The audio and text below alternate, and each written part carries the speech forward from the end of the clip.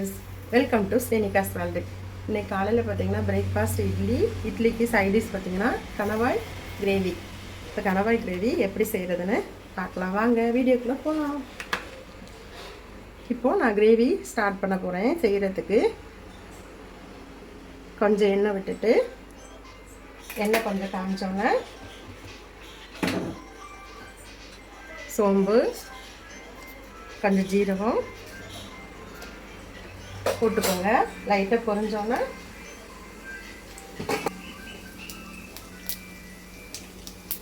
பொடியாக கட் பண்ண வெங்காயம், கொஞ்சம் கருவேப்பிலை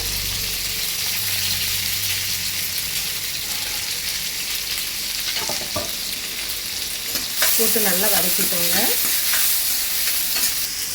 வெங்காயம் வதங்கணும்னா கொஞ்சம் உப்பு போட்டிங்கன்னா சீக்கிரம் வெங்காயம் வதங்கிடும். நெக்ஸ்ட்டு தக்காளி போட்டுக்கோங்க.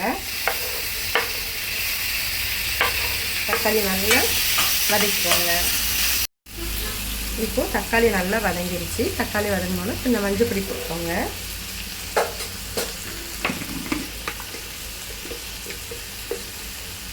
கொஞ்சம் ஜீரகத்தூள், கரம் மசாலா, வத்தல் பொடி, உங்களுக்கு காரம் எவ்வளோ தேவையோ அவ்வளோ சேர்த்துக்கலாம். நான் கொஞ்சம் காரம் சேர்க்குறதுனால வத்தல் பொடி 2 ஸ்பூன் போட்டிருக்கேன்.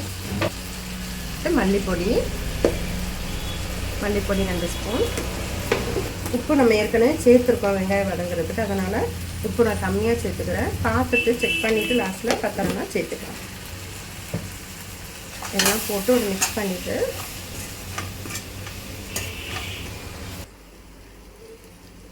இஞ்சி பூண்டு கொஞ்சம் சேர்த்துக்கோங்க. போட்டிங்கன்னா கொஞ்சம் சிக்கன் குழம்பு டேஸ்ட்லேயே வரும். ரொம்ப சூப்பராக இருக்கும் சாப்பிட்றதுக்கு.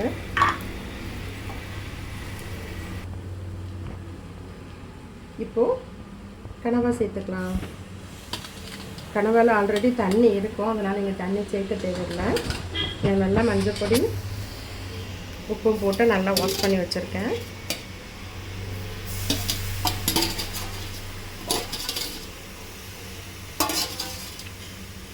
கடாயை போட்டு நல்லா மிக்ஸ் பண்ணிக்கோங்க.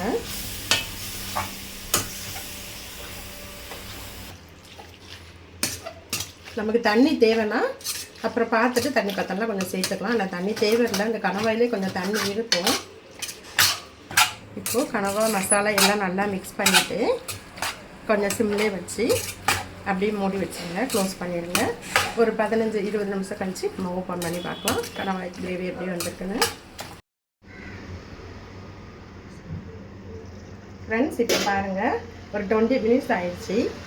நான் தண்ணியே சேர்க்கல. நான் ஃபஸ்ட்டு பாருங்கள், நான் தண்ணியே சேர்க்காமல் இப்படி மூடி வச்சுட்டு தான் போனேன். 20 மினிட்ஸ் கழிச்சு ஓப்பன் பண்ணி பார்க்கும்போது கிரேவி இந்த அளவுக்கு திக்காயிடுச்சு. தண்ணி அதிலே இருந்தது பாருங்கள்.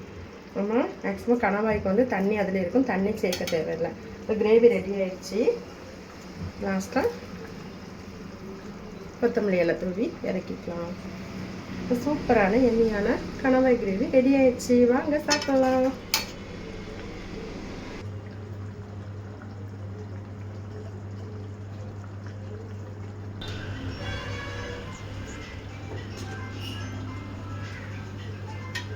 சூப்பரான கணவாய் கிரேவி ரெடி ஆயிடுச்சு. வாங்க சாப்பிட்லாம்.